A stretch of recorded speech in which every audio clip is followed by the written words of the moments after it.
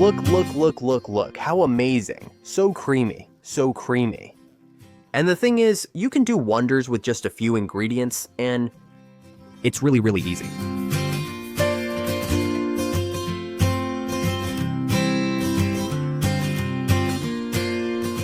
And today we have these spectacular tuna or bonito balls.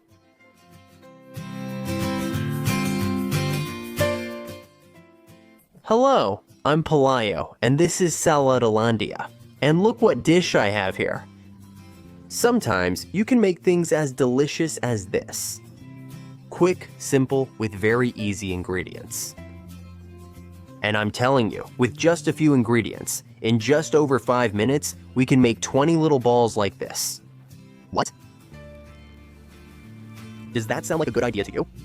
Well, I'll show you how I made them right now, because I'm already craving to eat them. We only need a few ingredients to make them, let me tell you. We start with 3 small cans of tuna, or bonito, which is about 240 grams. Also, we're going to use an egg, very important, the egg. A bit of cottage cheese or cream cheese, about 1 cup or 150 grams. 1 cup of breadcrumbs as well, or 140 grams, and parsley to taste. Also, we're going to coat them with breadcrumbs. And let's get started with the recipe. First, place the tuna or bonito in a large bowl. As you can see, I've drained the liquid. I only want the tuna. I add finely chopped parsley and mix. Let's do it. What are you doing? Well, whichever one you like the most. I usually use natural oil because it makes them softer, but the typical one comes in oil if you prefer. You just have to drain it well. And that's it. At the bottom, it's the same. Once it's mixed, you add the cream cheese or spreadable cheese. It can be whichever you want, whichever you like. Any soft cheese or the typical Philadelphia cheese you have for breakfast. Any of them will work for us. What we'll do is mix everything together really well. And I'm still using the same fork. I'm not gonna dirty many bowls or gadgets, just a fork. Keep stirring continuously until the cheese and the tuna mixture with parsley come together. In the end, you have a kind of paste, and that's what we needed to get this kind of paste that's a bit whitish in color. Perfect. Now what we do is add the breadcrumbs and mix again. There it is.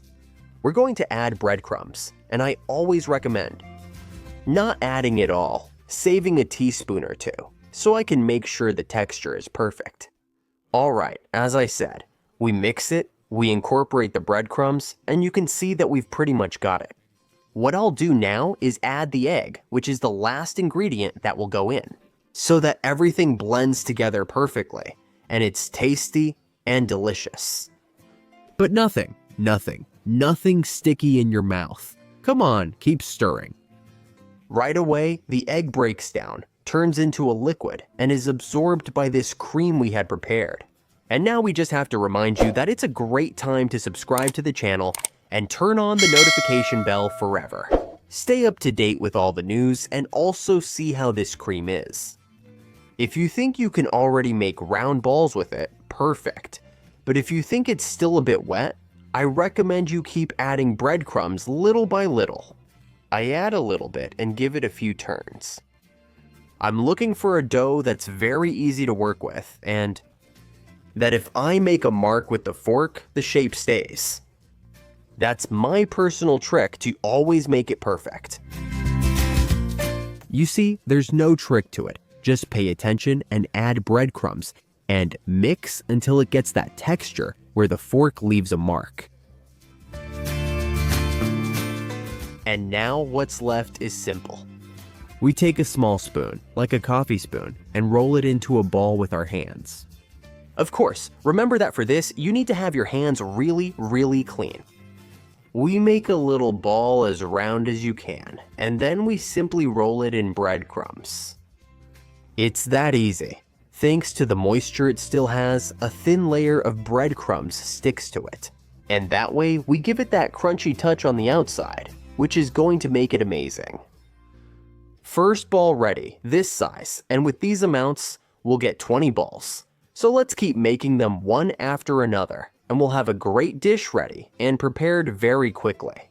Alright, second ball, like I said, you shape it into a ball, coat it with breadcrumbs, and now we have 2.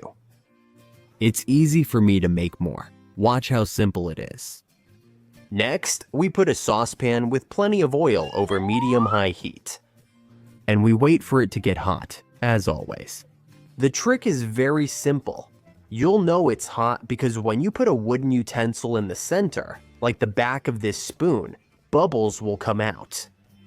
If bubbles come out, the oil is ready. So now we can start putting the tuna balls in to brown them.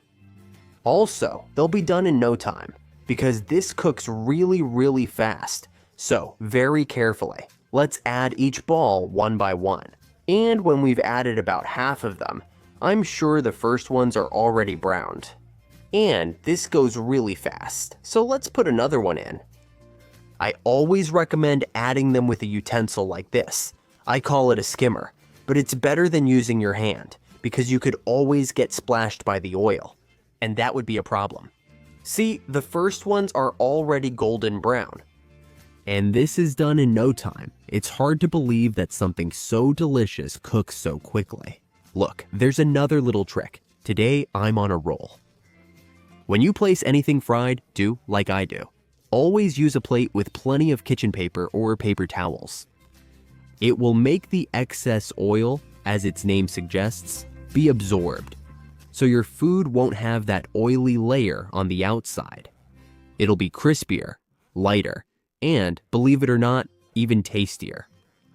Now, let's add the remaining balls to fry them. As you can see, it doesn't take long, and now, we have today's 20 little balls ready. Don't tell me this isn't a practical, simple, and very easy recipe to make. Today we're going to succeed for sure. Besides, people like this. Everyone likes it. And you can tweak the recipe a bit to your liking, like putting a little cube of melting cheese inside, changing up some spices, whatever you need to make it even better for you. And in the end, there you have them. You put them on a little plate and bring them to the table. And everyone will be drooling because they're delicious and super easy to make. Just remember to take a ball, roll it in breadcrumbs, and you'll have this wonder. Look. How delicious. Some real tuna balls. Very easy to make. Delicious. And they go a long way. And here, you're also seeing the most important thing, which is the inside, because in recipes, just like in people, the most important thing is always what's inside. I hope you like the recipe and that you feel encouraged to make it, because I'm sure that if you try it once, you'll end up making it many times. So I'm glad you like it and enjoy it. I hope you like the idea. They turn out really well, and right now, I'm going to try them with you. Look how amazing they look. Here I go.